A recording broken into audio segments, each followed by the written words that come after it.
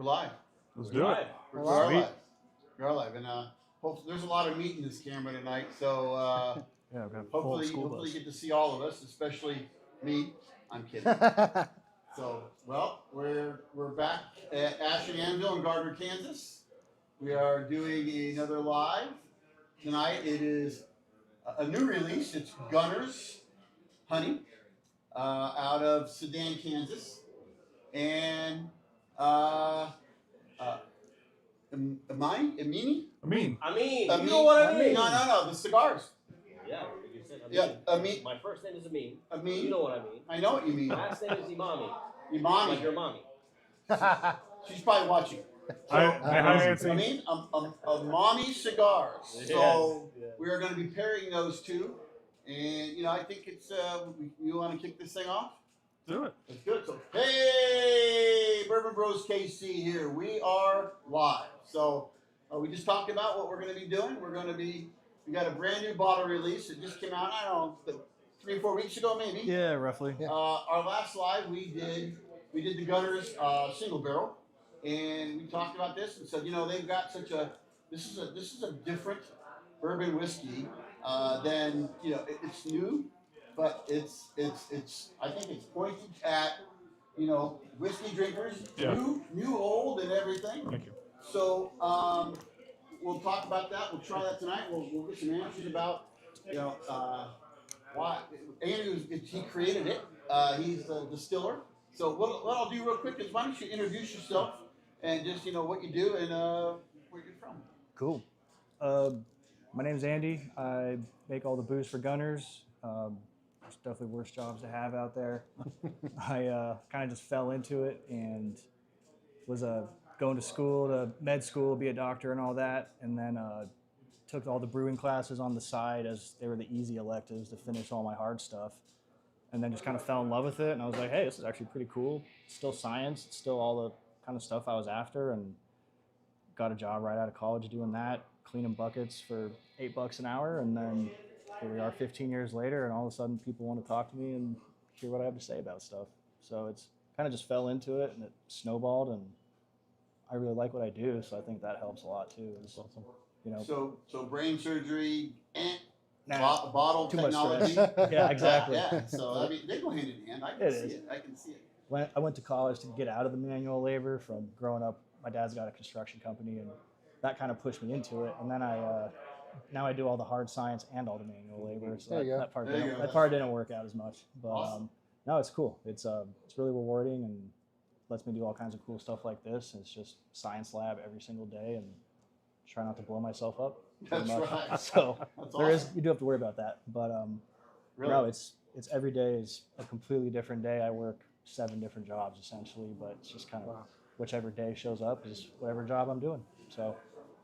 I mean, if you love your job, it's why cool. Not, right? It is a lot to handle at first, and I was pretty much all grayed out by the time I turned 30. But fortunately, we've kind of got over that hump, and things are working for us now, and I'm not fighting stuff as hard anymore. And it's really cool.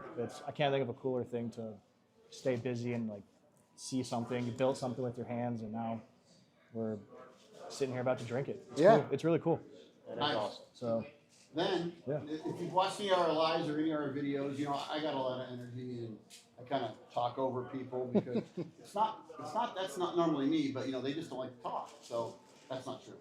But there's more energy at this table with one person than I have. So, so why don't you introduce yourself and kind of tell us about what you're doing, and we'll go from there. First off, thank you for having me. Absolutely. And I will tell you, yes, you are right, because the whole time I was like holding myself from not saying anything. So it reminds me of Breaking Bad, by the way, what you do. Thank you. There you go. Well, I meet Imami with Imami Cigars, and again, thank you for having me. And we're going to be talking about pairing this Komodo Dragon tonight with your beautiful honey weeded Gunner. I'm excited for that. Started the company in 2022 with 5 cigars, and today we are about 20 cigars in. Really? So, we're grateful for guys like this. Derek right here sitting beside us with Ash Anvil. because of you guys, this is how we grow as a team. Yeah. So thank you. Yeah, we're here to support. Yeah, we so. appreciate Let's it. go, Yeah. baby. Let's go. And whatever else you want to know, I'm sure you guys have ways for people to ask a lot of questions. Yep. And We just got it I'll up be there. more than happy to answer whatever you want. R-rated, X-rated, whatever you want. I don't care.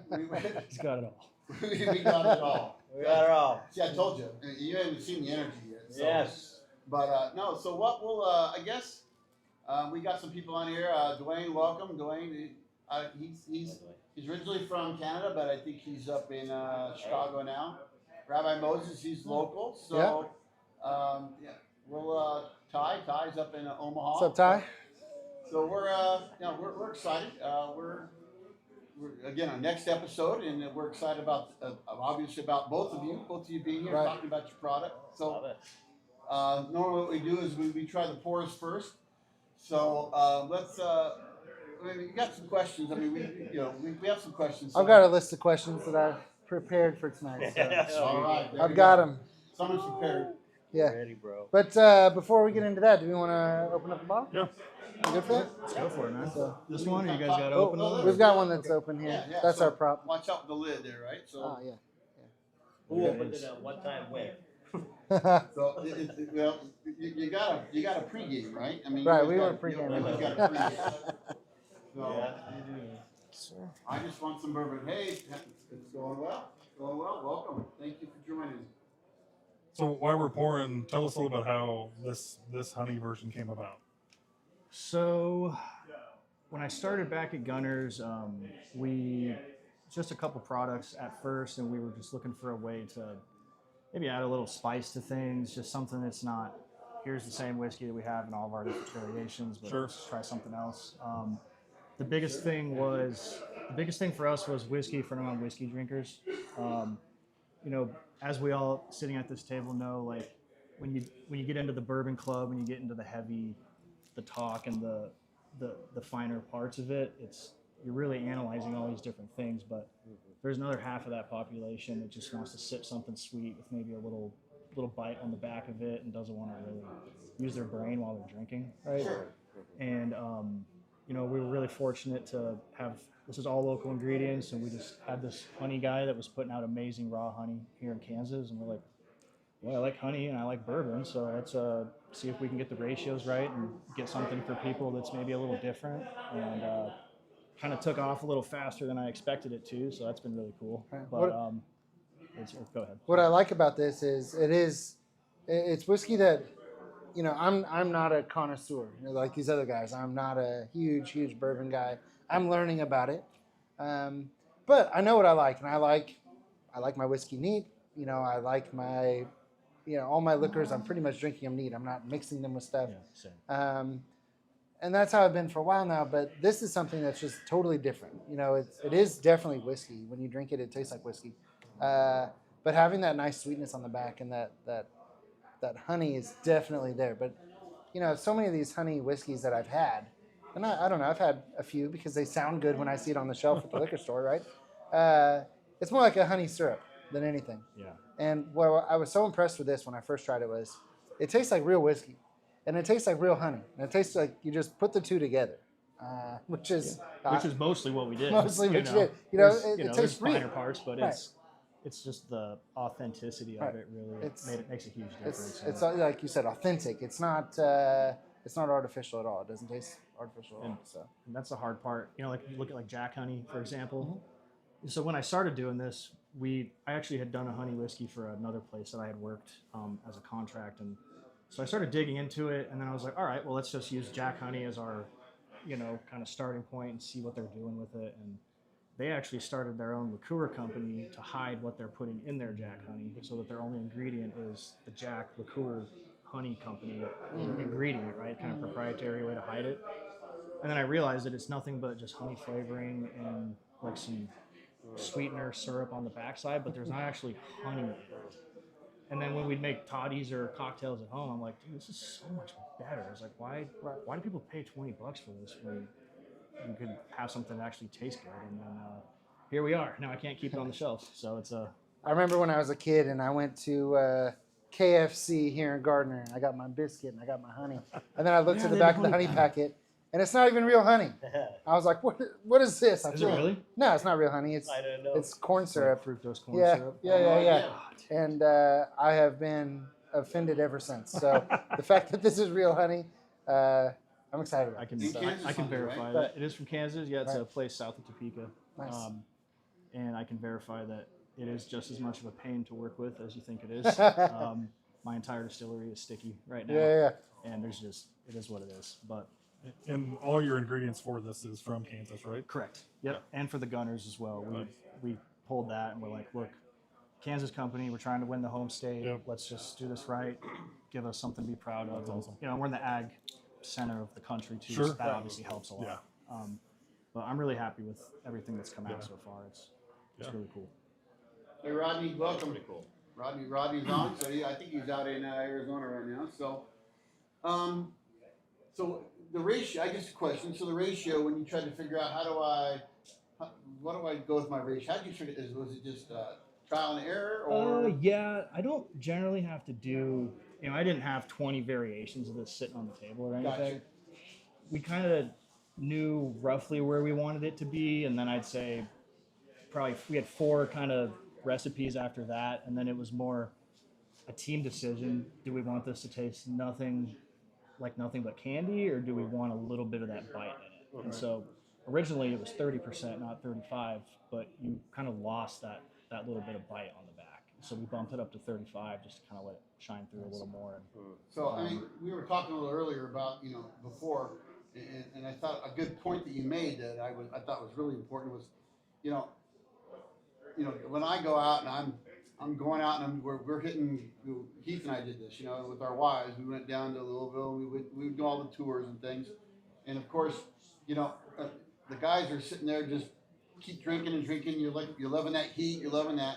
But if somebody is with your group who's doesn't like that, right? It's like they take a swig and their eyes water and they kind of like fall out. Mm-hmm. But those type of people can still go to your distillery where one person's trying your single barrel, which is 118 proof, Yep. and then somebody can enjoy something that's not gonna knock their socks off, right? And still have a good flavor. And I think this would. I'll be honest with you. I would love to heat this up, right? Like you said, like a toddy or something. Right? I mean, it would be.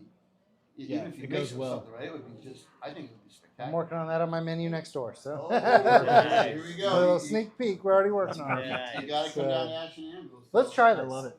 Let's sample Absolutely. it. Let's try it. So, yeah. thank you guys. Yeah, cheers. Salud. Cheers. Salud, guys. Just on the nose, it is honey, right? Yeah, it's definitely honey, right? Yeah, but you don't get any ethanol. Like you're not getting the ethanol. That kind of the honey's definitely The overpowering. evaporation's Yeah. not really doing Yeah. it for you. Oh, Right. yeah. And the So it's proof a good- helps with that too. Yeah. Right. So is this 90? It's 70. 70. Yep. Okay. And that was one of the things coming from beer to wine into spirits is everybody swirls their glass, right? Yep. And then you get to spirits and they're like, don't do that. Right? Because, when they put the carbs over Right. the top, it's like you want that ethanol to kind of just naturally fill Right. the glass up on the Right. higher proof stuff Yeah. versus kind of really trying to agitate it. But, it hits all the right bases. We got lucky with it and it's turning into a thing right now and it's just awesome. I love it. That's great. That's good. It definitely got, again, it's sweet. It's there. It's It's a sugar definitely honey. bomb. But I got a warm, you're not getting a bite on the backside. I got a warm, it warmed you up. It gave you a little hug going down, so you're still getting that little bit of warmth. Still feels like There's no whiskey. spice Right. to it, right? No. You're not getting that spice, but it definitely still warms you up, right? Yeah, I think you're getting something out of the honey though. Like there's I don't know if it's spice or. It plays well with it. Yeah, you're getting a good flavor profile out of the honey when it comes through. And I think, honestly, one of the biggest things that also people don't think about is, like when I was doing these other contracts Yeah. for guys, most people are using unaged corn whiskey for this.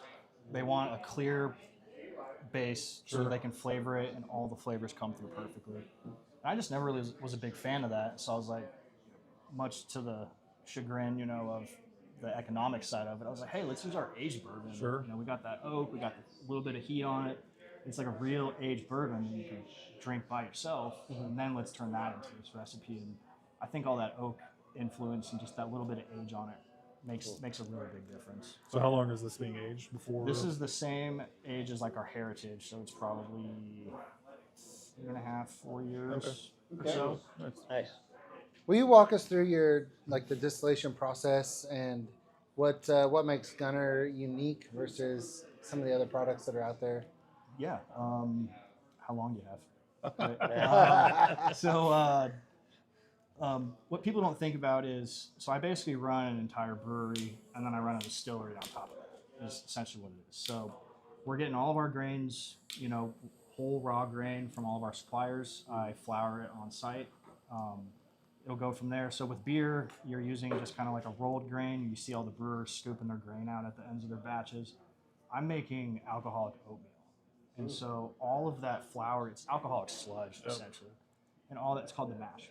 And I'm not ever filtering that off. I'm taking that whole batch oatmeal and sending it straight to the fermenter. It mixes the entire time. And then I'm sending that straight into the pot stills. And so it's a full grain on process. There's no like separation point that ever happens. You get a lot more flavor. And with whiskey, you're after yield, right?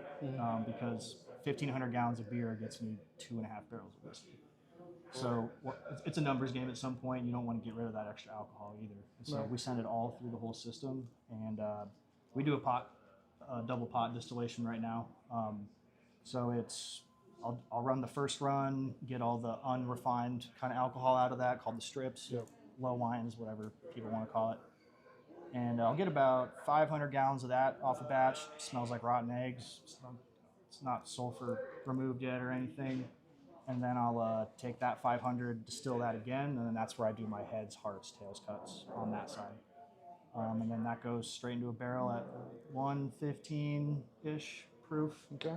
I try to go a little lower, and it depends where you are, and if it's a dry atmosphere, you're losing water first. But if it's humid, like Kansas summers have found out have been known to be, you actually lose alcohol first because that vapor pressure is different. And so we've been kind of playing with super low proof barrels, super high proof, and then just let them sit till they're ready. Yeah. What kind of barrels are you using? We get ours from Space Side. It's mostly char 4s and 5s. I got a couple 3s in there when I kind of want to mellow things out a little bit. I'm a huge fan of toasted barrels, so we're getting like toasted heads on a lot of our barrels because I think it adds a lot more of that wood flavor that people are actually after. A lot of people see like a char 5 barrel and they think it's going to oak bomb you, but in reality, you're just adding more charcoal to your mixture, right? You're actually filtering all that out. And so that those lower toasts and the lower chars are actually giving you a lot more of that wood flavor than the heavy bombs that you think they are. That kind of makes sense because in the cigar industry, there's a lot of brands out there that are, I don't want to say a lot, but there's a few brands out there that are using whiskey barrels, charred barrels, to act as a filtration on their cigars. So, during the fermentation process, they pile up all these leaves in pilones, bales of tobacco. Then they rotate these hands throughout the pilone, top to bottom, inside out, left to right, whatever. And trying to keep the fermentation even and keep the heat down. But while it's fermenting, one of the natural byproducts is ammonia. And you've been in cigar factories. I mean, obviously you've been in cigar factories. And the fermentation room, it's so ammonia heavy, burns your eyes. Within 1 second, if you're not used to it, you're in shock. Right. I went down to Honduras and I went to this farm in Honduras called Aladino, the JRE farm. And they have, I don't know what your factory looks like, but they have a room with this giant spinning wheel with the hands of tobacco, and it's like rotating.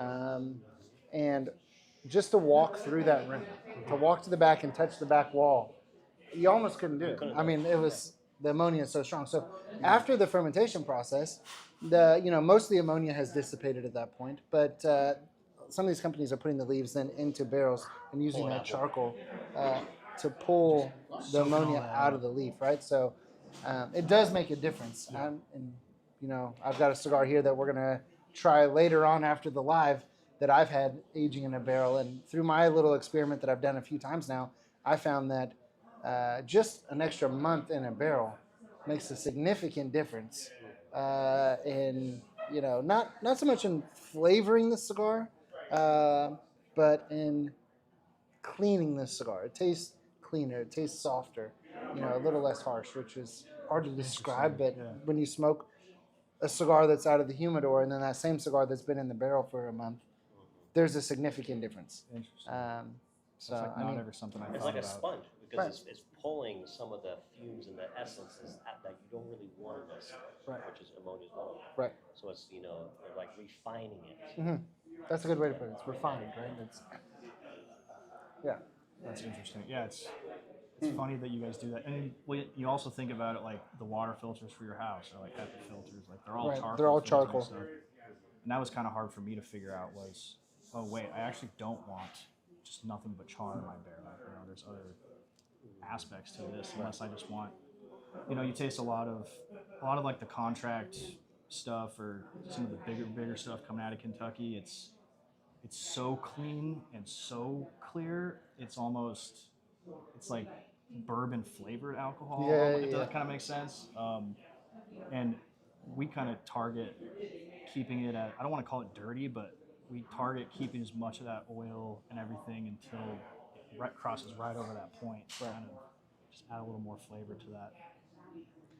How do you balance like tradition in the whiskey industry, which there's a lot of? There's a lot of tradition, and I'm sure it's very similar to cigars, but I'm sure that there's things that are done only because that's the way it's done, right?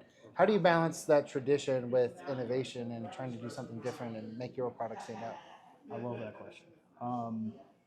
A lot of things that when I do a lot of these things, that's one of the points that I always end up at is half of this industry is, well, that's the way it's always been done. Right. And I'm like, well, that's stupid, it's 2025. Let's blow this open a little bit. We got technology, we got electricity now and other stuff, and I think that tradition-wise, all these people are out here trying to do the accelerated aging on the whiskey. They're trying to throw their whiskey with some wood and some ultrasonic blasters and trying to replicate all that. Playing Metallica to their barrels. Yeah, exactly. And we've played with that. We had we had some like shipping containers that we just blasted bass in with barrels in there and just reverbed it in there. Uh-huh. And from a physical agitation standpoint, you would see more color.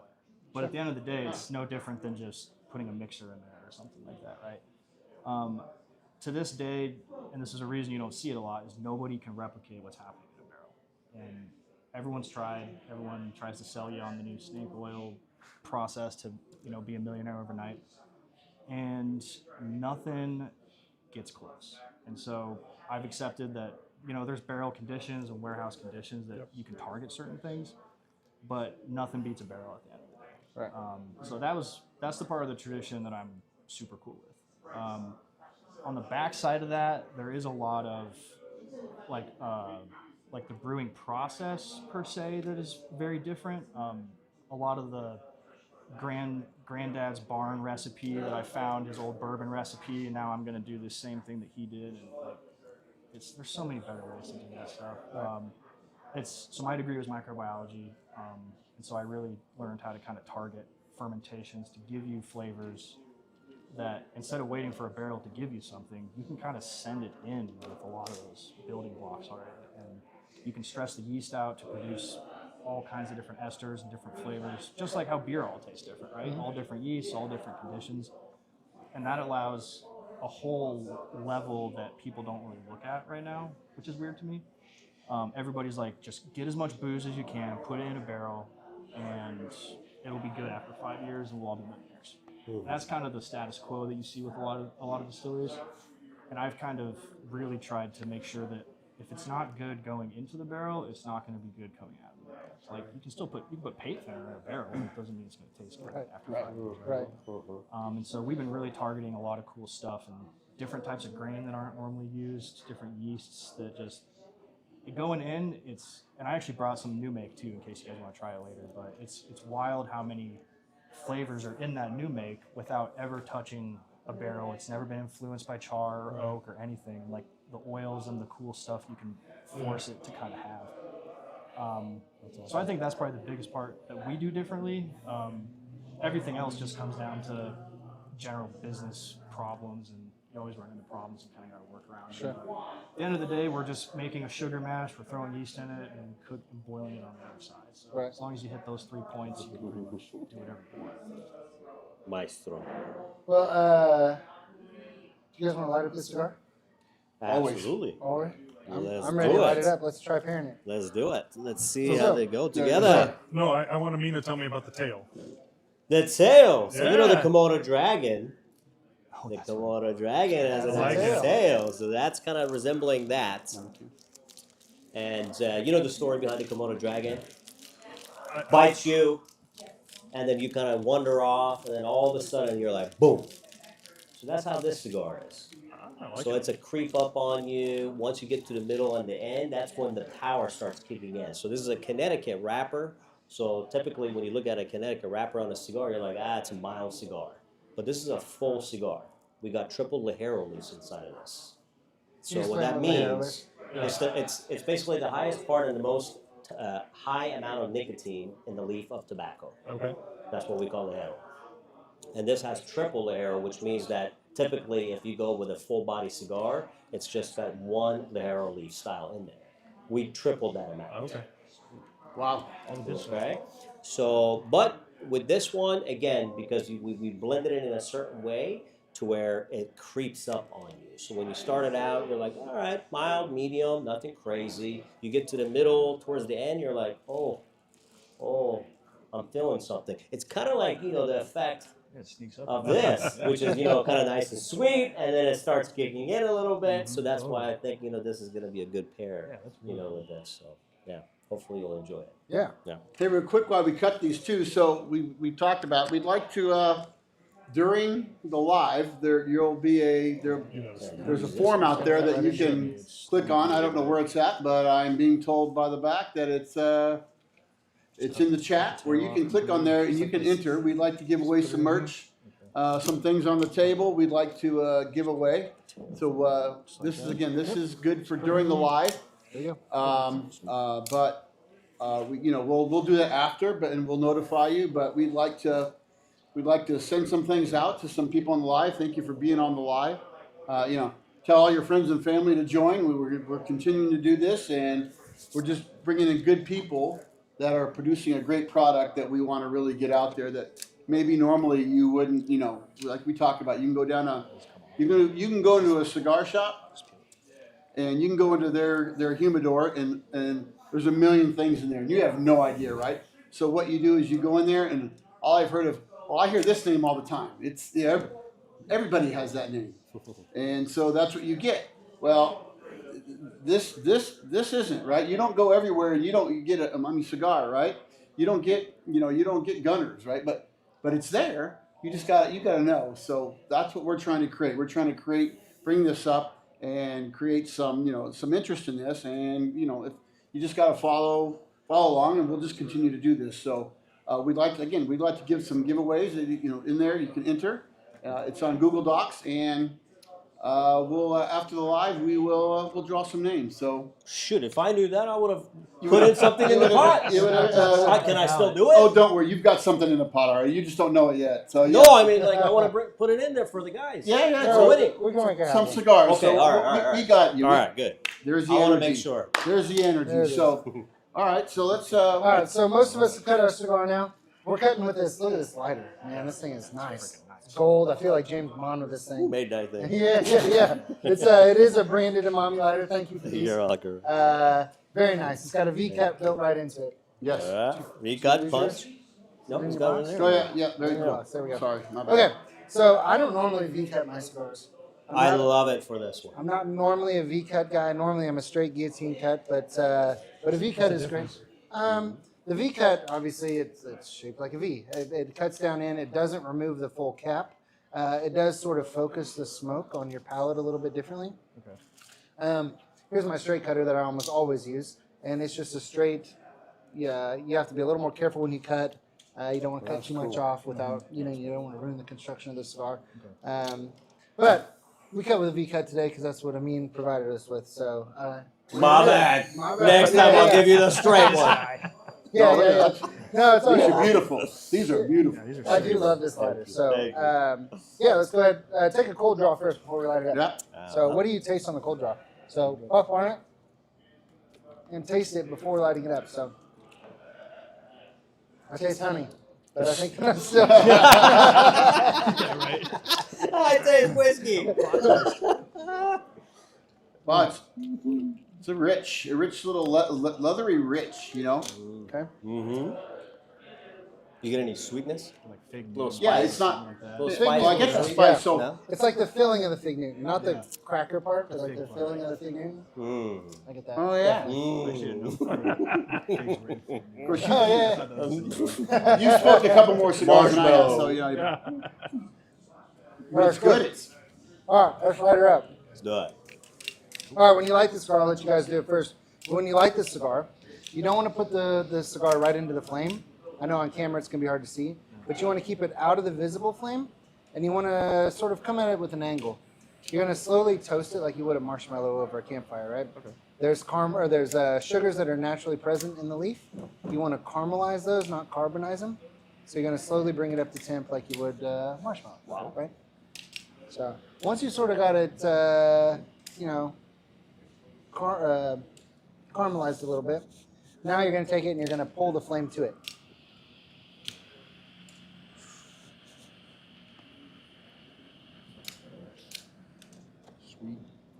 It takes a little longer to light your cigar that way, but you're going to keep the temperature low, and that's what you want to do. You want to keep the temperature low so that way you can taste all the flavors, and especially right off the bat, the light's the most important part, is if you scorch it right off the bat and you pull all that ash through the cigar, you're actually going to end up tasting that all the way through. Yourself Right. whole smoke. Right.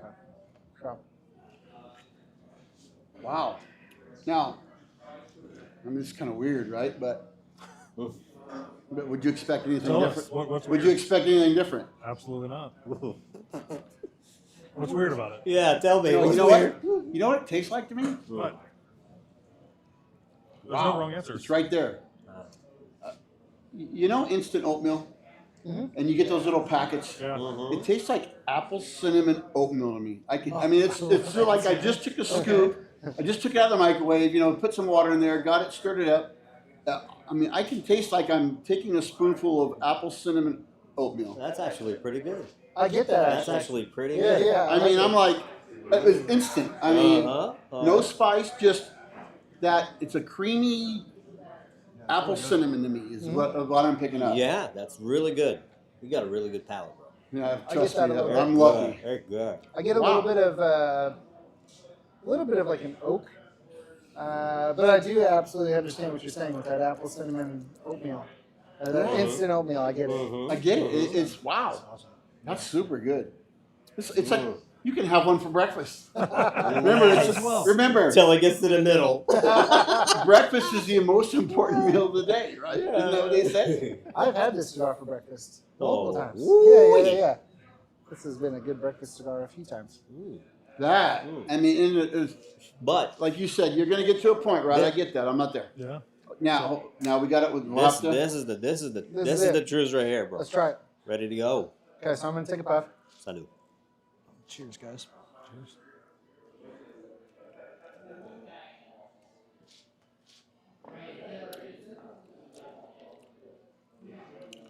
It does change the whiskey a little bit. I feel like it tones it down. Yeah, it took the honey away a little bit from Yeah. you. It took the sweetness away from me a little bit.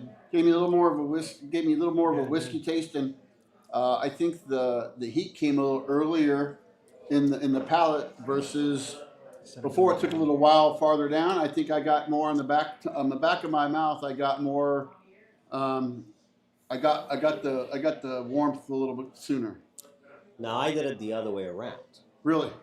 I took the puff after I did the sip. How'd that change it? Shit, you gotta try it. Okay, I'm gonna take a sip.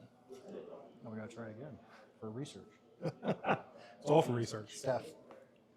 Okay, it's good. Because it mellows this down.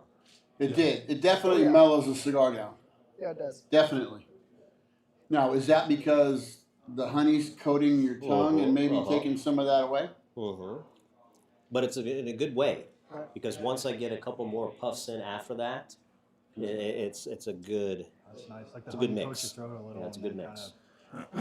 That is good. Yeah. I'm getting a little more heat. Again, I'm getting a little more heat off the Off the whiskey? whiskey. I'm getting a little more heat. I'm getting a little earlier, right? Okay. And again, I'm not tasting as much of the honey. It kind of takes the honey a little away, the sweetness away, right? Yeah, a little bit.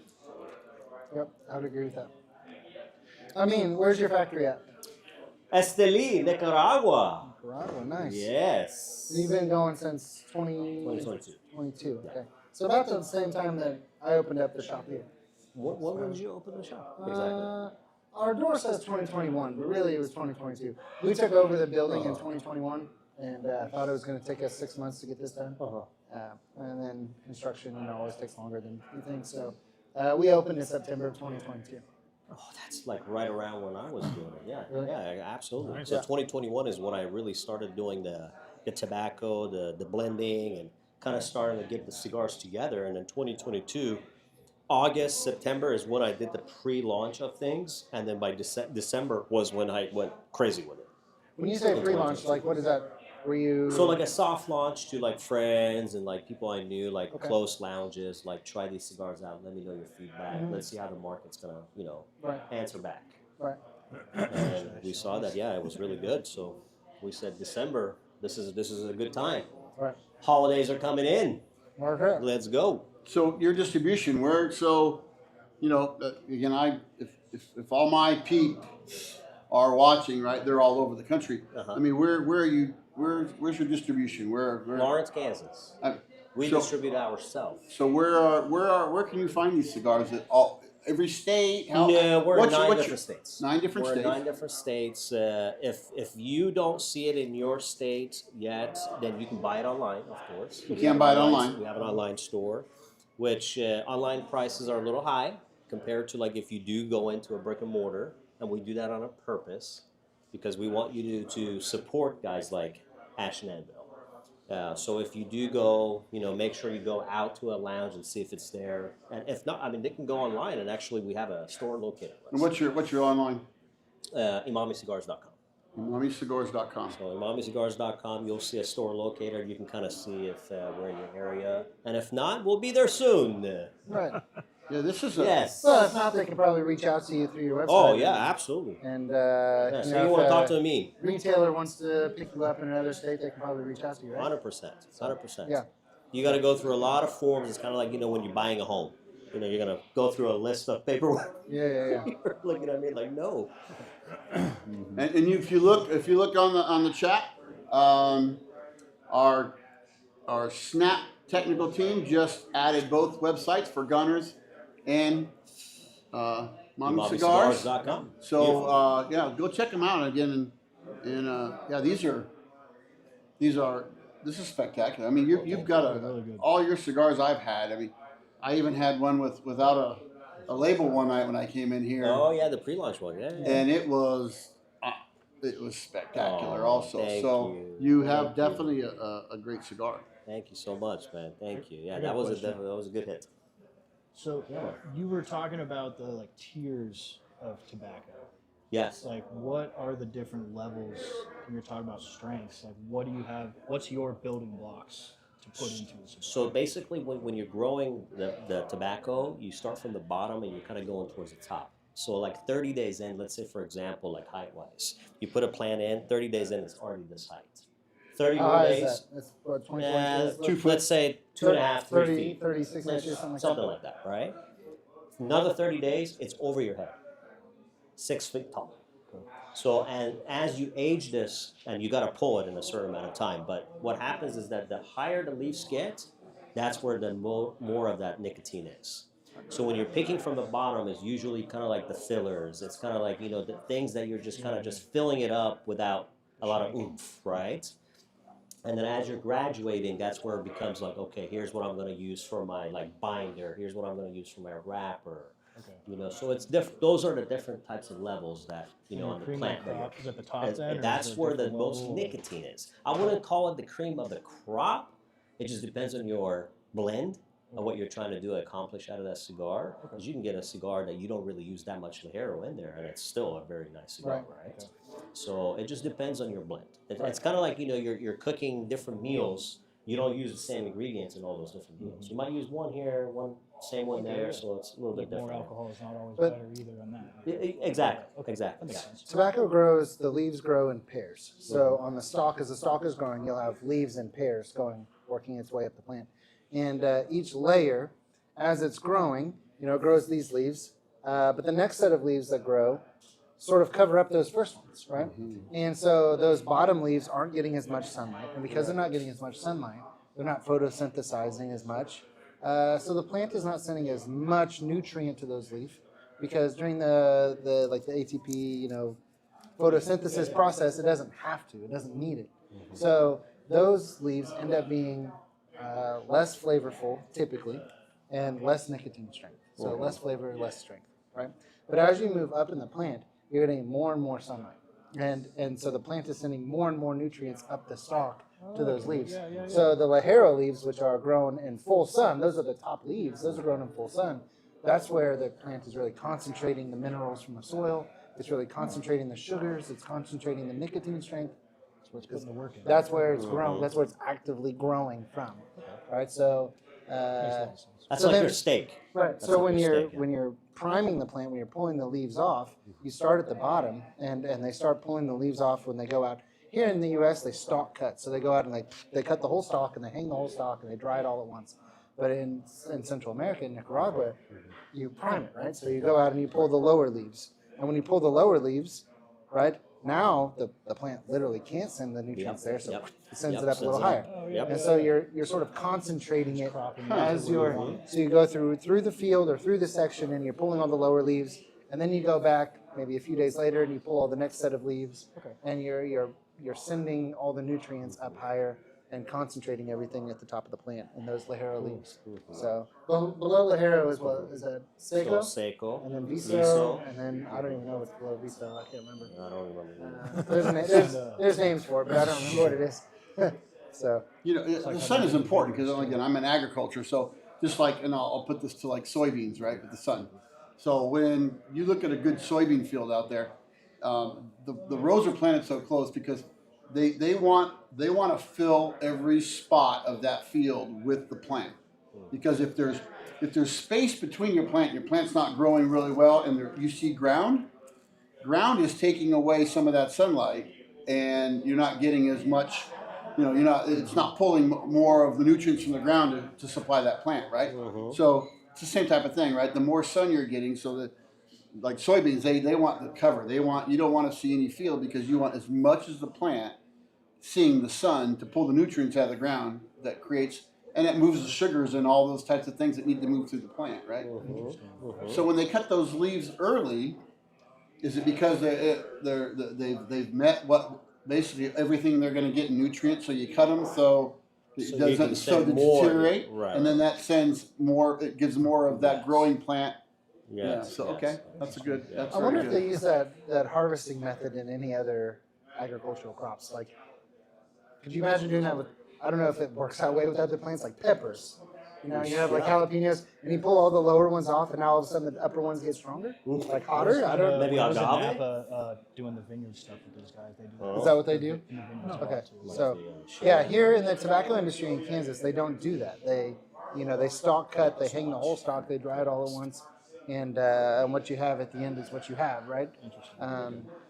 But it's a whole different process in Nicaragua. Lots of in trash. Central America. Lots of trash talk on the chat over Well, here. I see that. You got Andy What you and you got? got Andy and Nick, right? Hey, master when you're good, you're good, right? So I mean, you can't, you don't want to save it to yourself. You want to share it with the world. Right. Buy SOP. How's That's that? funny. There you go. A shameless plug. Shameless plug. Well, how did you get into the tobacco industry? Should my story's long, but I'll keep it short. So I got into cigars, just smoking cigars in my 20s, and then by the time I was in my 30s, I was kind of obsessed, smoking a lot of cigars and spending a lot of money. What was your favorite cigar? Oh, shoot, I have so many of them. I have What's so one? many. Back then, what was it? Back then, I had some Arturo Fuentes I like. I like the King Bee, Queen Bee, 85, the 858 Sungrown. You remember the Maduro? Is that Fuente? Yeah, Fuente, that used to yeah. be a good one. Yeah. I used to smoke that all the time. And then I kind of went to like the Julius Caesar Diamond Great Crown. cigar. Great cigar. And then I graduated up and I went to Oliva Melania V Series. That was a good Another one. great cigar. Cigar of the year. Yeah. So, but I have a lot of different, I smoke a lot of different brands and I appreciate everybody's craft, So one, I appreciate it, and two, it gives you insight and like it's kind of like you drink something and you're like, oh my god, I like what this guy's doing. Maybe I can incorporate a little bit into mine or Right. make it better, right? Right. So yeah, So if I handed you $20 and said, I want a cigar that you recommend for Uh-huh. $20, yes, what would you choose? I would say you better go get my Lancero. Yeah. You better go get that Lancero. Yeah, You ever yeah. smoke a Lancero? No, I haven't. I get that question a Oh, lot. I always have yes. to break it down by price. 'Cause people are like, "What's your favorite whiskey?" And it's like, Yeah. "How much money am I spending?" Yeah, exactly right. How much you want to spend, right? I have favorite $20 bottles and I have favorite $500 Uh huh. bottles too. You know, the special thing about a Lancero, bro, is that it's a smaller gauge. Fast charging beer. So you guys know about a Lancero. I do not. So Yeah, let's educate us. So Lanceros are going to be a smaller gauge cigar. So this is about a 50 gauge. So gauge is the girth, right? Right. So the smaller that is, the less filler is going to be inside that tobacco. So remember the stuff we talked about that, it's just filling things Shake up? or whatever, Right. yeah. You're using less of that. So you're using more of the really good tobacco Oh, on the okay. outside. So it's going to be more perfected into that cigar. So Lanceros, a lot of connoisseurs that really love cigars, they appreciate a good, Lancero because it's one really hard to make too. It's one of my favorite sizes. Yes. Right. Yeah. Corona size Lancero. size. Corona and Lancero, those are my two favorites. Are they going to be a little stronger? Typically, no. Okay. They're not as strong as, like, let's say a triple Ligero because you can't fill it up too much with that. It won't burn correctly. Ligero doesn't So- combust as well as other tobaccos. Okay. So in the blending process, there's a balancing act. If you have an all Ligero cigar, you're going to get tons and tons of strength, but it's going to not burn. I mean, you might not even be able to burn it, might not at even all. combust, yeah. Right? It might not even combust at all. And if you don't have any Ligero at all, your cigar's going to burn away real fast. Too fast. Right? And it's going to be really light. So there's a balancing act between the different primings of tobacco in the blend. So on a Lancero, yeah, go ahead. I was in great. I love that. you can't pack a whole bunch of Ligero into a Lancero just because it's not as combustible, right? That you just don't have enough room. Right. So that smaller gauge, you just can't compound that. No, understand. Too much in it. Understand. So do you store them at different, like you've got your humidors, right, and your humidity packs and all your stuff. Do you keep certain ones at different levels to compensate for that, or is that more of an out of the factory thing that's just expected? So when it comes to wrapper of the cigar and different tobacco, yes. If you can do that, so some cigars like it at like 65, percent. Some cigars like it at 72%. So when you stick all of them together, now you're you're really not helping one or the other, right? So if you can departmentalize that and age them the way they really want to age, yes, that's how it should be done. But most guys, they're not going to be able to do that. Like, I mean, Most people can't. you're not going to be able to departmentalize your whole humidor for that. If I had, 5 different humidors at home now, I would have 5 different humidities. And for my stronger cigars, I'd keep them at a lower humidity. And for my milder cigars, I'd keep them maybe at a little higher humidity. And you want to be anywhere, the rule, and I'll put that in quotations, in the industry is 70% humidity, 70 degrees. That's your But safe zone. Safe zone. That's, if you're at 70, you're fine. But I tend to like my cigars a little drier. So I like my cigars, anywhere between like 62 and 65% humidity is where in my humidor, that's what I shoot for. I don't stress about it too. It gets a little high, I let it dry out. It gets a little low, I add a little more. But anywhere between 62 and 65 is what I prefer in my humidor. But in my humidor here, I keep it between 68 and 70 because I have a lot of milder cigars. Milder cigars are the majority of the cigars sold, so the majority of the market is milder. But in a perfect world, I would compartmentalize it, and I would have my stronger cigars at a little lower humidity and my milder cigars at a little higher. So yeah, a lot of times, what people will do is they'll actually put their cigar, like the cigars that they don't want so much humidity, on the bottom. Because humidity is sometimes rises with the heat. Okay. So now you put the stuff you want. Yeah. So the location in that humidor will make a little bit of a change there too, unless you have very good circulation, like fan flows and things like that. It kind of smooths everything out. Yeah, but you can kind of compensate. My whole by job doing too that is way. just environmental control. Really, I just I facilitate an environment and then let the stuff do its job. Right? So yeah, it's very Same thing, similar. yeah, Very it's cool. similar. I'm glad you brought that up because I was thinking about, Kentucky whiskeys are aged. You'll see barrels that are aged for 10 years and 15 years and 20 years. And with each year of age, that's it's a higher price on the bottle price on retail. But there's this, connotation that it's better, right? Yeah. And then you go to like Texas Say a lot whiskeys. about that, yeah. Texas whiskeys are, I don't know that I've ever seen a 10-year-old Texas whiskey or a 15-year-old. You don't see it. They're way younger. And then I don't know about Kansas at all. So, how is the aging process in Kansas for the barrels, and how much does that play a role? What's your opinion on that? It's moderate.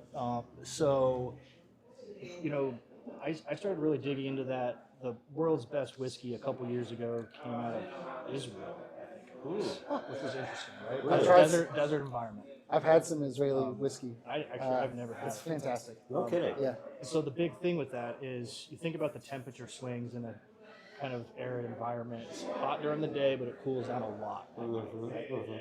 And what that does is that forces the breathing and contraction of these barrels. And it's not, wood flavor does not equal aging, but what it does is it's extracting a lot more of those compounds in the barrel because of the constant swelling back and forth, which is why in Texas it gets so hot.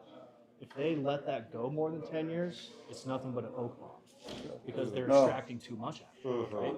And so that's why you see the 5 to 10-year-old Texas whiskeys, whereas you look at in Scotland with the Scotch stuff, they let stuff sit for 20 years because it's a very cool, humid, moderate environment. Right. And so if you're trying, so I can get into the chemistry side if we need to, but it's every 10 degrees Fahrenheit doubles the speed of certain chemical reactions. Oh wow! And when you're talking about whiskey and esters and stuff like that, and so, but you can't just keep your barrels hot the whole time either, because then they're not actually contracting and pulling that back into the liquid, right? They're just kind of pushing it. So it's the swings which allow faster. I don't want to call it maturation, right? Because age and oak are separate, but they facilitate those compounds being there to let it age faster.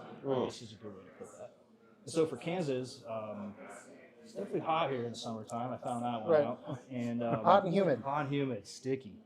And so, but it's a good thing because it is still very, what's the word I'm looking for? In the summertime, you kind of get what you get, but we get seasons here, which is really nice. So right now, that warehouse is going to cool down to 35, 45 degrees in the wintertime. And we keep it a little warmed up so that nothing starts leaking or anything like that, but it allows everything to really mellow out, and you kind of get the best of both worlds. Whereas you're not as scared of missing the boat per se because you let it go too long and it went through too many cycles. So we have a little more room for error here, which is nice. Could you produce a 10-year-old whiskey in Kansas? Could we? Would Yes. there be what would be left? Half a barrel maybe or less? So you lose the first year. You lose around 5% the first year. It's generally 2 to 3% every year after that. Okay. So part of the reason why age is synonymous with price increase, which thanks to marketing people is synonymous with quality, is because now we have 20 cases to get out of this barrel instead of 45. Oh, That makes sense. Now we have to convince everybody that age is better because now we got to sell these bottles for $80 a piece instead of 30. Because Wow, we okay, got that's- so many, right? So don't fall for that. Age is not everything. I've tasted 12-year-old whiskey that I would dump on the floor right away, right? But same with young whiskey. It's just there's such a nuance to it, and there's so many factors that affect that.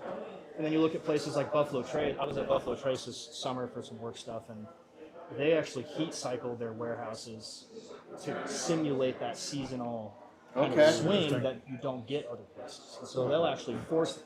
They got more money than we can do, obviously. A little 200-year head start, but they have the facilities and the abilities to actually manipulate seasons within those warehouses on top of strategic placement so the pappies all sit at the bottom where it's cooler and more mellow and not as aggressive. And then they let all the green label BT and all the hotter stuff sit at the top of the warehouse because they know they're going to burn through that fast. They're more after the oak and the slight aging at that 4, 6, 8 year range than they are the slow maturation that you see in other stuff. Awesome. Well, So it's a Well, whole thing, man. Lots of moving absolutely. parts. There's a lot of knowledge here tonight. I'll tell you. I mean, there's Interesting. every time we learn something new. So I do want to call out Hannah. Hannah's joined. Hannah Clark. If anyone who knows her on here, she is Bourbon Bros KC OG, right? So Nice. she's an original guard, right? So she's The OGs. she's been with us since the beginning, and she'll be with us to the end. But there is no end. There is no end. So this is a generational thing. I So love it. I'm going to say one thing. Don't let the sweetness on this think, oh, I'm just drinking something sweet, blah blah. I can drink a bottle of it, right? Because it starts to sneak up on you a little bit, right? So it's not, again, and I'm not a lightweight, Heath. Come on, be nice to me. But no, You're it good does. It practice. sneaks up on you a little bit, right? So it's again, this is if you're not into that. I love the heat, love the burn, love the spice. This is a great pour just to sit around and drink, and Kind of a nice change of pace. Yeah. it is, right? You know, That's I'm- kind of what we were after. And it can bring people that don't like the normal bourbon or the whiskey, the I won't say the older generation, but people that like a bourbon that is going to give you a higher proof. It's going to give you that burn. It's going to give you that spice. This brings new drinkers to that. So Cool, thank you. and the cigar is. I haven't hit that spice yet, but I'm looking forward to sitting here and hitting that spice, and we'll talk about that, right? You're almost there. You're almost there. Well, I think I appreciate both of you very Thank much. you. Thank you. Again, Ash Anvil is Thank you. Derek is our community. So we're doing this. We're moving forward. We got a lot on the plate. There's not enough days that we can talk about that says let's do this, this, or this. So lots more to come. Subscribe and follow for sure, because it continues to get better. I think we continue to get better, and we'll just continue to bring good content. Think Gunnar's. Go find Gunnar's. Gunnar's is in 14 states. I wish. I think. Well, you can get it online, but it's coming to more. So We're taking over Kansas right now, and Yeah, then but we'll be in there's still more couple states you can at the get, beginning right? of the year. Yep. Let's go. Look for it, right? And hopefully everyone online, because we're about to go off. So hopefully everyone who wants something, some merch or some things, we can win. We're going to draw later. And again, you've added some things to the pie, right? So it's even better. All right. So, Let's go. we sure do appreciate everybody. We sure appreciate Thank you. guys. And we'll continue to do this. And we good? It's close. Yeah. All right. Well, remember, it's not just about the pour, but the bond it creates. Cheers. Here's that. Salud. Happy pours.